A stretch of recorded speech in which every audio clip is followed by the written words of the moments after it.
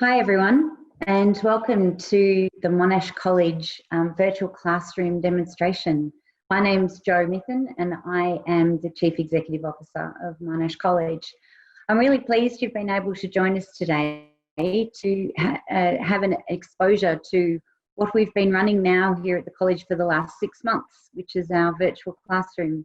Virtual Classroom was created in response to the pandemic, the global pandemic of COVID-19, where we've been unable to offer our normal programs through face-to-face classrooms, as we have been doing obviously for many years. The conversion to the virtual classroom, however, has enabled many hundreds, if not thousands, of our students to continue on their journey to Monash University uninterrupted, with an experience that matches the, as close as possible, the face-to-face experience we were offering previously. And the reason we've done this is because the quality education is really important, and we're very committed to making sure that you have access to Monash University in the time frame that you require. We don't think it's necessary to pause your study to catch up and do your pre-U preparation when we can offer an experience that matches what you will require to get into the university. The virtual classroom that we offer has the same attributes as our normal face-to-face teaching. You'll have the same teachers, you'll have the opportunity to meet with fellow classmates, you'll be undertaking exactly the same work. You'll also have access to our student counsellors, to our student services support team, and to a whole range of professionals here at the college who are all committed to the same thing, and that's to make sure that your experience prepares you to get into university and succeed.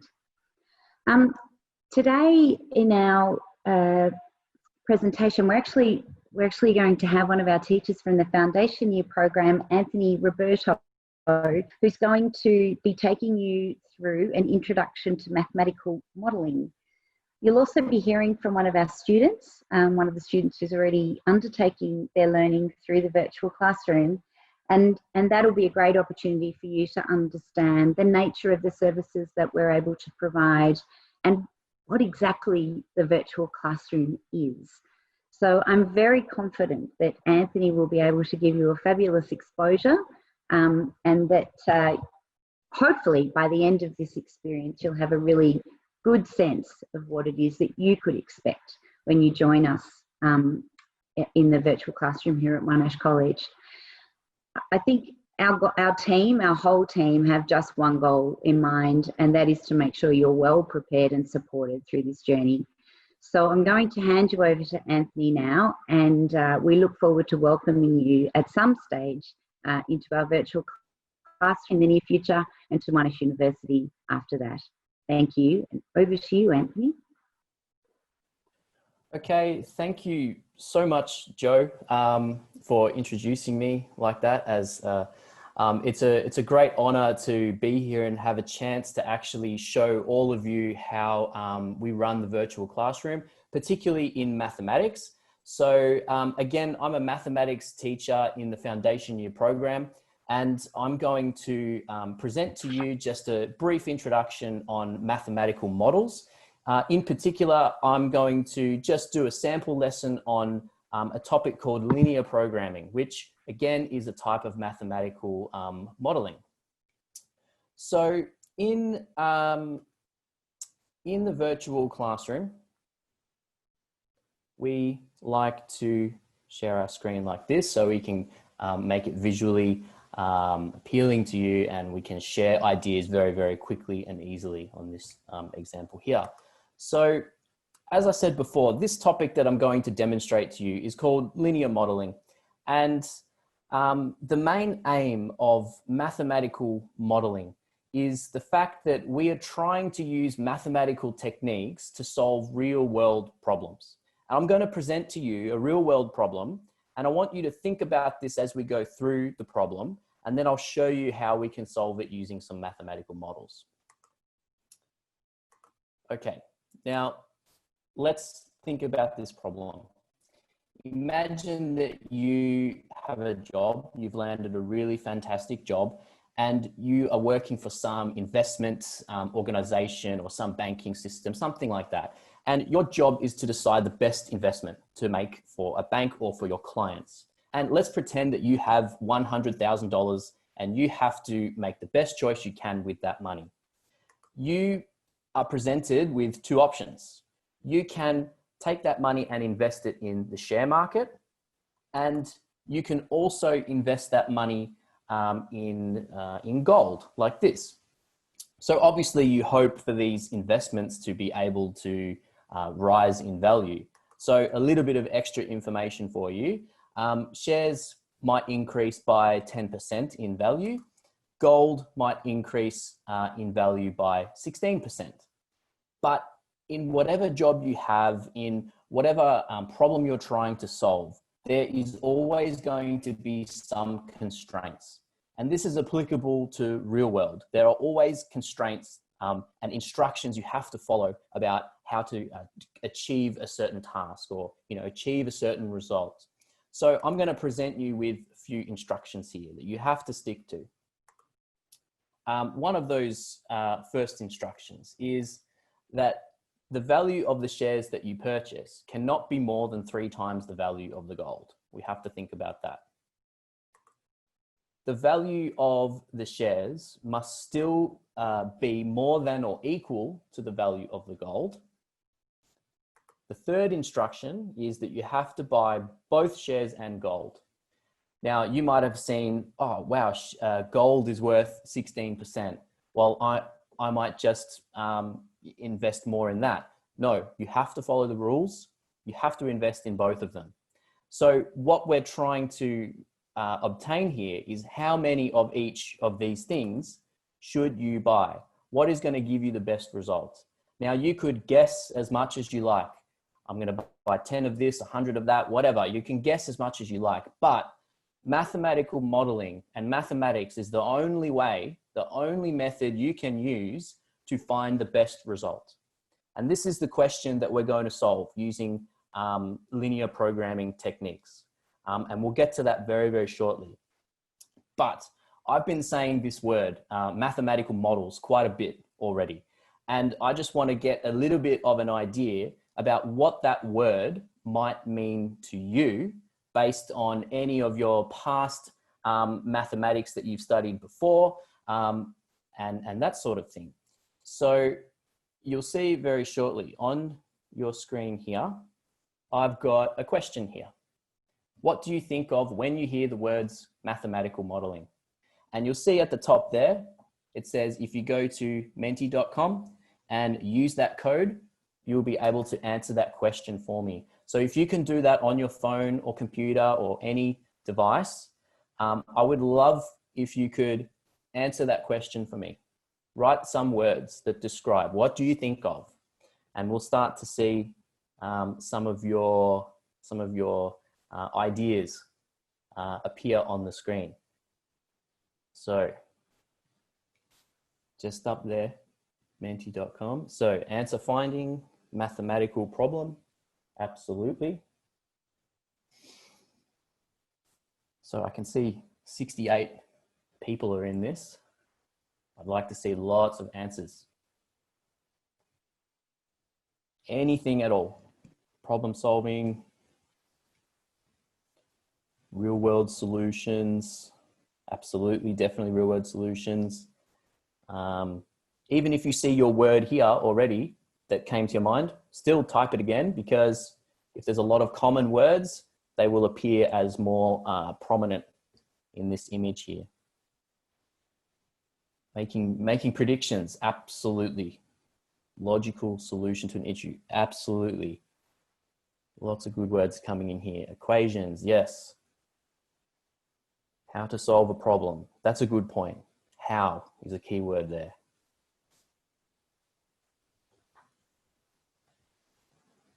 The process of using math, I like that one.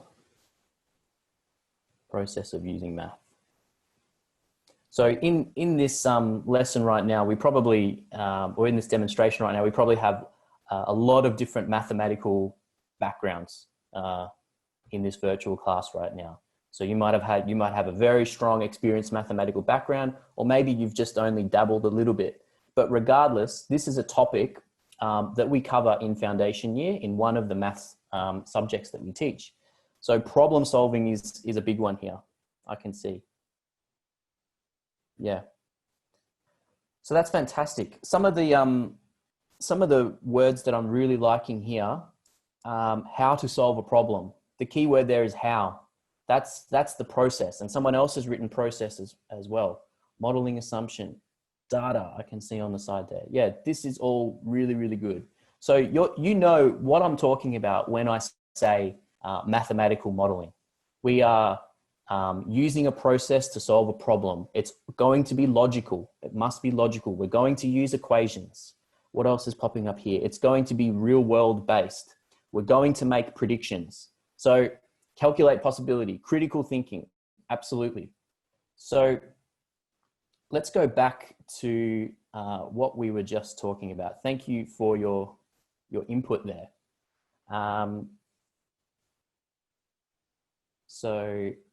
Yes, thank you for your input there. What we'll do is you'll probably see me talk about some of those words that you just put in right there. And how can mathematical modeling help? You saw it's going to be a process we're going to solve. We're going to use logic to figure it out. But in particular, this process of linear programming, which is the topic we're doing, helps you to find a maximum or a minimum amount of something, which is exactly what we need for this problem. I said that there's going to be constraints on any mathematical modeling problem. You have to stick to certain rules just because that's just the way things are sometimes. What I mean, you might be solving a problem to do with a factory and you have to produce, or that factory can only produce a certain number of products each hour. That's something you have to live with. Maybe you can only produce 100 products in 1 hour. That's the way it is. Another option for that is you might only have a limited amount of money to invest with. And that's exactly like the problem that I presented to you before. So I hope that so far you're seeing that our aim is to find the best case scenario. And some of those words you were putting there, application, finding a solution. That's exactly what mathematical modeling is. The technique I'm going to show you is widely used in engineering, business, and finance. In the example we're doing here, we're looking at a finance sort of problem, maybe a business sort of problem. So now we'll go back to the problem here. We need to, as one of you said in that word jumble, there's a process involved here. And we put logical steps in. Any mathematical modeling program, any linear programming problem, we can split into these 3 steps. The first step is you're probably used to in mathematics, calling something X, calling something Y. That's a very useful thing to do. And this is the first thing of the process that we're going to do. We're going to convert everything into mathematics. So we're going to decide what we can call X, what we can call Y. The constraints are the next thing. They're our limitations. We can write all of these as an equation, which is what we'll do in just a second. The final thing is the objective function. And this is all applicable to the linear programming problem. But this is going to give us our final answer. It's going to tell us how much our profit will be or our costs are, or it depends on what we're trying to find. For us, we're looking at profit. Back to the problem. I think I have to remind you what the particulars were, but our problem was that we had $100,000 we had to invest in shares and gold. So my first part of that process was, what am I going to call X and Y? Let's say shares is equal to X and gold is equal to Y. Easy. Now we have to link those 2 things together to make it equal to $100,000. So if we add up all the shares and all the gold, it has to be less than $100,000. Can't be more because we don't have more than $100,000. The next part of the constraint, the value of the shares must be less than or equal to 3 times the value of the gold. Well, I said before, we wanted to convert all of this to mathematics. Well, we said shares were X and less than or equal to, we can use this symbol. 3 is a 3 and gold is Y. That's my equation. X is less than or equal to 3Y. I hope you're following so far. Someone's writing on there. You can solve the problem for me. Yeah, very good. X is less than or equal to 3Y. The next one, the value of the shares must be greater than or equal to the value of the gold. So like I did before, shares is X, greater than is this symbol, and gold is Y. So X is greater than or equal to Y will be our next constraint. We're almost there. We said we had to buy both shares and gold. So if you have to buy something, it's going to be more than X and more than Y. We can't have a zero amount, or we can't have a negative amount, I should say. We can buy, yeah, has to be bigger than X, has to be bigger than 0 for both of them.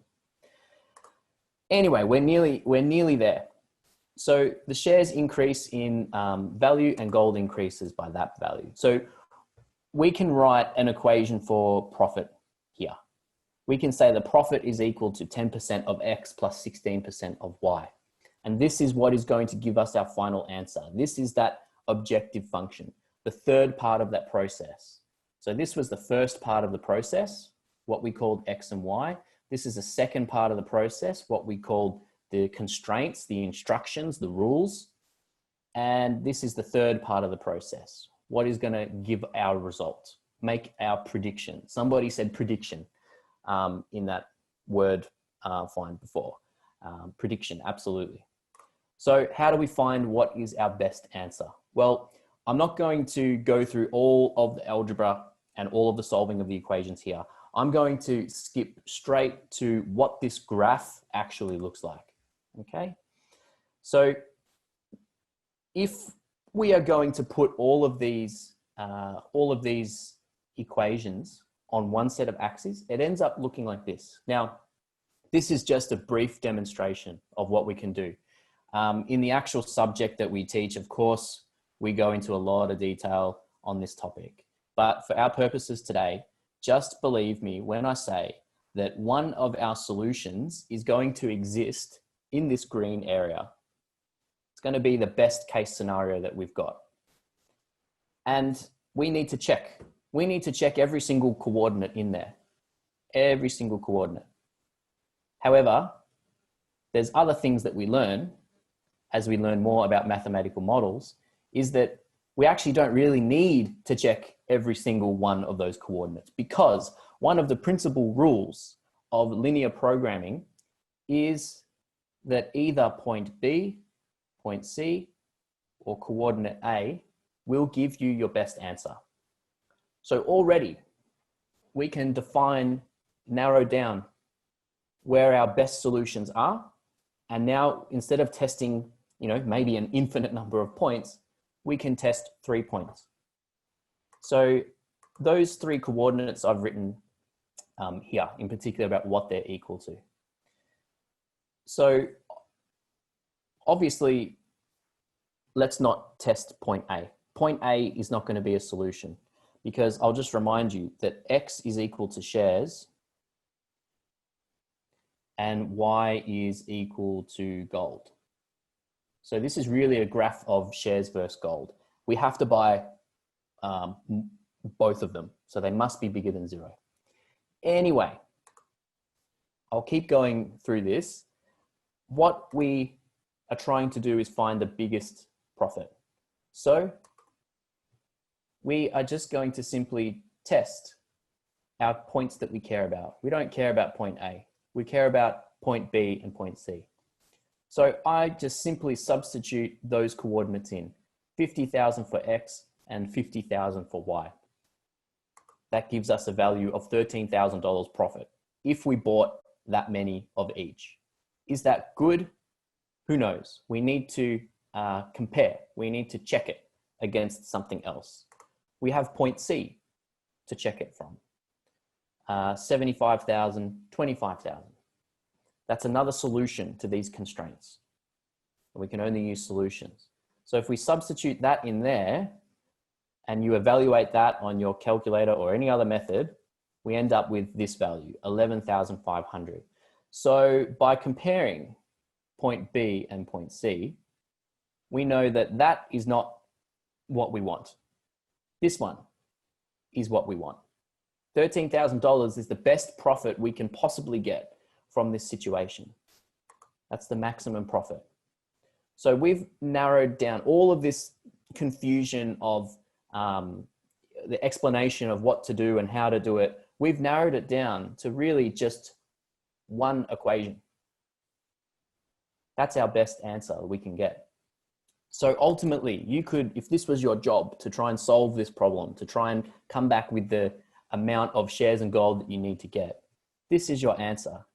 50,000 in shares and 50,000 in gold. And that's purely determined mathematically. Now, I hope that this is just a very, very brief scratching the surface of what linear programming can do. This is quite a big topic that we do in one of the math subjects that we offer. But I'm here to show you, one, how I can deliver content in the virtual classroom, but also the usefulness of understanding mathematical models. So I hope that you've seen and had some sort of insight into these things that I've just said. Now, I'd love to stay and talk more about maths, I really would, but I have to pass it on to our next guest today.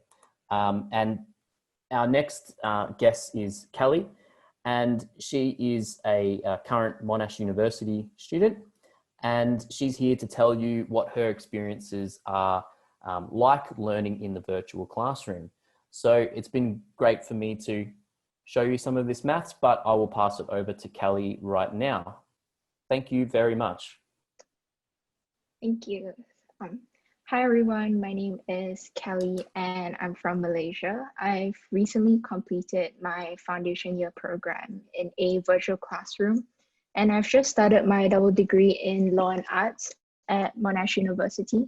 I just want to share my experience in studying and completing a group assignment as part of my assessment in a virtual classroom. So as part of my course in global studies, I completed a group assignment on the topic of human rights, in which there were 3 members in my group, all of which were studying in a virtual classroom. So as a group, we were given the task of creating a human rights webinar based on the subject of the Indigenous people of Australia and their human rights. So to complete our group assignment while studying online, we communicated once a week with each other via Zoom and Facebook Messenger in order to plan and rehearse the assignment accordingly. In the Zoom meetings, we divided the assignment tasks and reviewed each other's completed sections and discussed our teacher's feedback. So we delivered our final assignment to our teacher via Zoom. Throughout the entire process, our teacher was constantly available for feedback and evaluation.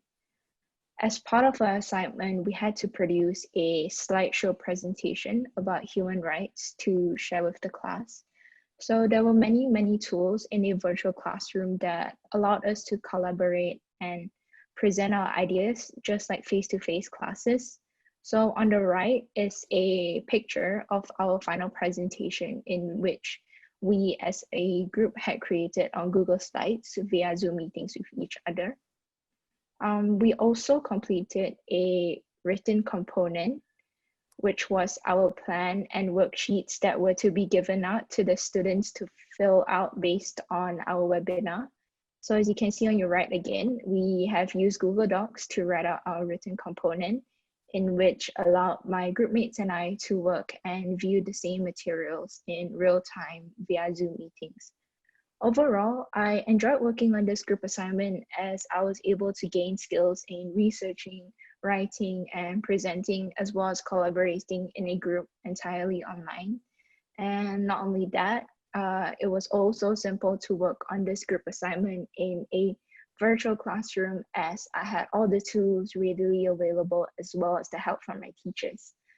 Thank you. Thank you very much, Kelly, for that. So I'm back again. I'm here again to just go over a few other things that we offer in the virtual classroom, in the virtual world of Monash College. So all of even though you're studying in your home country or wherever you are in the world right now, you still have access to all the student support services that anybody else does for Monash College students. So we have a very, very committed and diverse array of support structures for every one of our students at this college. So we've got a student engagement team, and you can see some pictures of them there. They are constantly running various activities every single week, still online as well. And it is a great avenue for you to have conversations with local Australian people, but also through student engagement activities, you can meet other students in other places around the world too. So all of these things are running as normal. We constantly offer academic support. We have fantastic learning skills advisors that run extra workshops every single week online, such as how can you write the best essay that you can, how to study effectively, how to run time management, how to make sure that you're organized. All these sorts of support things are always in place for you. So these things run every week as well. We have dedicated careers advisors too. And these careers advisors are here to help you choose the best destination degree for you, and based on what subjects you like and what your abilities are and all these sorts of things. So that's one of the extra levels of support, the careers advisors. But also to be a successful student, you have to feel supported in all areas of your life. And we have, your health and well-being is also a priority to us too. So we have some dedicated counselors that offer a free counseling and confidential service as well, that they can assist you with any personal, academic or emotional challenges as well. So we've got the whole array of support structures in place for all of our students. Also, you probably have so many questions still because, you know, it's only a short time that we have here today. But there are multiple ways that you can get in contact with us if you have more of these questions. For example, if you scan this QR code here that I've got on the screen now, it will take you to the Virtual Classroom webpage, where we have lots of frequently asked questions, and maybe one of your questions might be answered on there. We also have student testimonials via this QR code as well. So you can see more people, more students like Callie that have things to say about the virtual classroom and in general, the Monash College learning experience as well. If you have specific questions, you can contact marketing@monashcollege.edu.au. And for any other information that you might want to look up, you can look at monashcollege.edu.au/courses, and that has all the information for the diplomas program, foundation year program, and the English programs. I'm a mathematics teacher in the foundation year program, so that's where I spend my time. But yeah, you're welcome to check all of this out, please. So what I'll say now is thank you very much for your time today. And as I said, if you've got any other questions, you can contact the marketing team, social media, and that QR code. So thank you very much.